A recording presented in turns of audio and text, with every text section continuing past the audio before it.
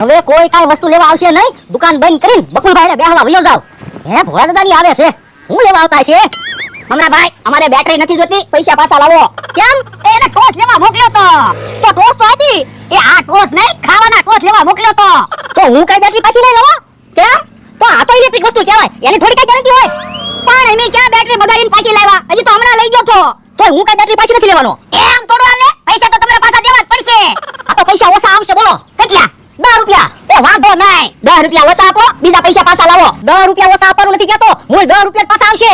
હે યો બોલો, 150 રૂપિયાની બેટરી છે અને 10 રૂપિયા પાછા આવશે. હા, જોતા હોય તો 10 રૂપિયા જ મળશે. ઓય દાદા, 10 રૂપિયા લઈ લેવી. કે બાપા તું સાનો મનો રે, દુકાન જોઈ લે, મારા જોઈ લે. આજ પછી મમરાભાઈની દુકાને કાઈ વસ્તુ લેવા ન આવતો. એ હારું, તમે કાઈ મારી દુકાને વસ્તુ લેવા નહીં આવો ને તો દુકાન કાઈ બંધ નથી જ. તું જાતો ગામમાં મુખીને બોલાય તો. એ હારું, હમણાં મુખી આવે ને પછી તમારી ખબર. એ બકુલભાઈને ફોન કરવો પછી. હું બકુલભાઈ, હવે બકુલભાઈ ક્યાં છો? એ ગામમાંથી આવું છું. તો ટેન્શન વધી ગયું છે. કેમ? એ ભોળા દાદાનો માણસ મુખીને બોલાવા ગયો છે. હે એલા કઈ બાજુ જા? એ ગામમાં જાવ મુખીને બોલાવા. કેમ? એ એની મમરાભાઈની દુકાનેથી બેટરી લીધી, પછી પાછી દેવા તરત ગયા. તો કે 150 રૂપિયાની બેટરીના 10 રૂપિયા જ પાછા મળશે.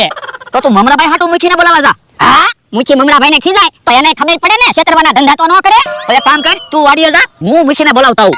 પણ ભોળા દાદાએ મને મુખીને બોલાવા જવાનું કીધું. પણ એલા તું મૂકીને બોલાવા જાશ ને તો મુખી એમ કહેશે કે થોડીક વાર રહીને આવું, અને હું હમણાં મૂકીને હાલ લઈને આવું. એ હારો, તો લે હું મૂકીને બોલાવતો આવું.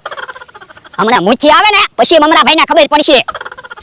લ્યો બોલો, હું કાઈ બોલું નહીં એટલે બધા મને છેતરી જાય. હવે તો ગમે ત્યારે વાંધો પડે એટલે મુખીને જ બોલાવા છે.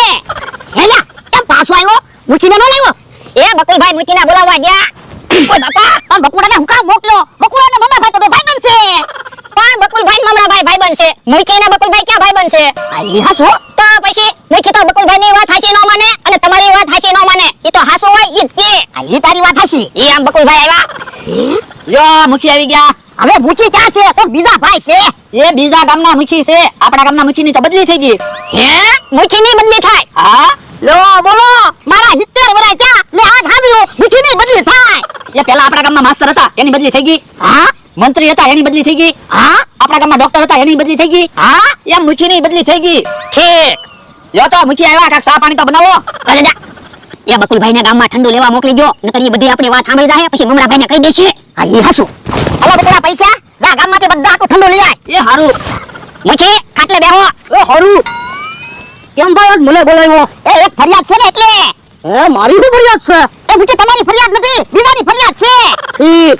એ અમારા ગામમાં મમરાભાઈની એક દુકાન છે, ઈ છેતરવાના ધંધા કરે. એની દુકાનેથી 150 રૂપિયાની બેટરી લાવ્યા અને પછી બેટરી પાછી દેવા ગયા તો કે 10 રૂપિયા જ પાછા મળશે. તો પણ તમારે મમરાની દુકાને બેટરી લેવા ન જવાય ને? એ આને ખાવાના ટોસ લેવા મોકલ્યો તો ઈ બેટરી લઈને આવ્યો. તો વાત તમારો છે હો. પણ એમાં અમારી શું ભૂલ છે? અમારે બેટરી નહોતી જતી તો અમે તો તરત બેટરી પાછી દેવા ગયા હતા. એક કામ કરો, પેલા ઠંડુ પી લેવી પછી કાક નિર્ણય લેવી. હા, નિર્ણય તો લેવો જ પડશે હો, એટલે તો તમને બોલાવ્યા. કઈ વાંધો નહીં, હું હાસુ હશે તો હાસુ કહીશ અને ખોટું હશે તો ખોટું કહીશ. ઈ આમ બકુલભાઈ ઠંડુ લઈને આવ્યા. લ્યો ઠંડુ આવી ગયું. લ્યો મુખી ઠંડુ પીવો. એ હારું. બરાબર દાદા, હવે તો કયો મુખીને હું કામ બોલાવ્યા? એ અમારે મકાન બનાવવું ને એટલે.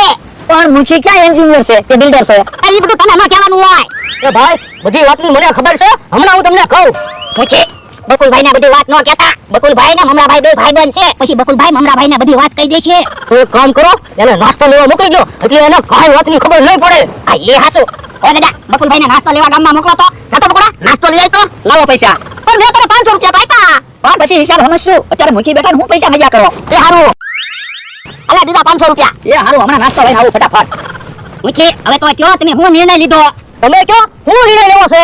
એ મમરાભાઈની દુકાન બંધ કરાવી દેવી છે. ના ના, દુકાન બંધ નથી કરાવી તો લઈ આવીને દેશે. એક કામ કરો, પેલા નાસ્તો કરી લેવી પછી કાક નિર્ણય લેવી. એ હારું. ભલે દાદા મમરાભાઈને અહીંયા બોલાવ્યું, મુખી એને ખીજાય તો ખરા. આ ઈ હાસુ. જાતો આમ બકુલભાઈ આવ્યા. લ્યો આ નાસ્તાનો ઓર્ડર દઈને દે આવ્યો, હમણાં ગરમ ગરમ નાસ્તો આવશે. એ હારું. મારા ભાઈ હું કેમ રોતા છે? ક્યાં? એ એની દુકાને બેઠા બેઠા રોતા હતા. હે ભલે દાદા, હજી તો મુખીએ કઈ કીધું ના. ક્યાં રોવા મીના? આ રોલત તો ને આપણને છેતરી. હલો, એ ન્યાય મેટર થઈ ગયું છે. એ હારું લેવામાં આવું. એ ભાઈ વેલા ભાઈ વાળી કઈ બાજુ આવી? અને નજીક જ છે. તો હાલો ભાઈ, ત્યાં સુધી મને મૂકી દો ને. કેમ? એ ન્યાય એક મેટર છે. હાલો હાલો. મુખી અમને તો કાક નિર્ણય આપતા જાવ. પેલા હું ન્યાય ફેસલો આપતો હું, પછી તમને નિર્ણય આપવા પાછો આવું. એ હારું. હાલો મૂકી.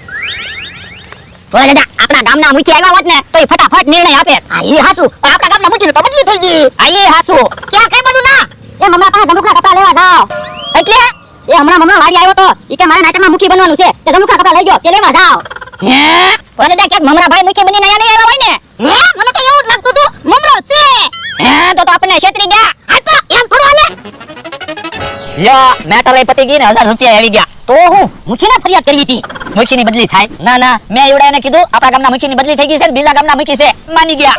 તો હું એનામાં ક્યાં બુદ્ધિ છે નકર તો મને ન ઓળખી જાય આ ઈ હાસુ. લાય મમરા જમરૂખના કપડા પણ હમણાં હું તમને વાડીએ કપડા દઈ જાઉં પણ હજી નાટક પૂરું નાખ્યું ના ના તો વાડીએ કપડા દઈ જાજે એ વાંધો નહીં પૈસાના ભાગ પાડી લેવા. હા ભાગ તો પડવાનો હોય ને હા ભણેડા બકુલભાઈ મમરાભાઈ આયા છે મમરાભાઈ ક્યાં છે? મુખી છે.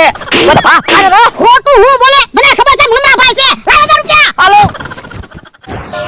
ભલે તો 1000 રૂપિયા લઈને વયા ગયા ભલે ને વયા ગયા આપણને ખબર તો પડી ગઈ મુચી નતા મમરાભાઈ હતા ઈ ઓય બાપા હું મુખીને બોલાવા ગયો તો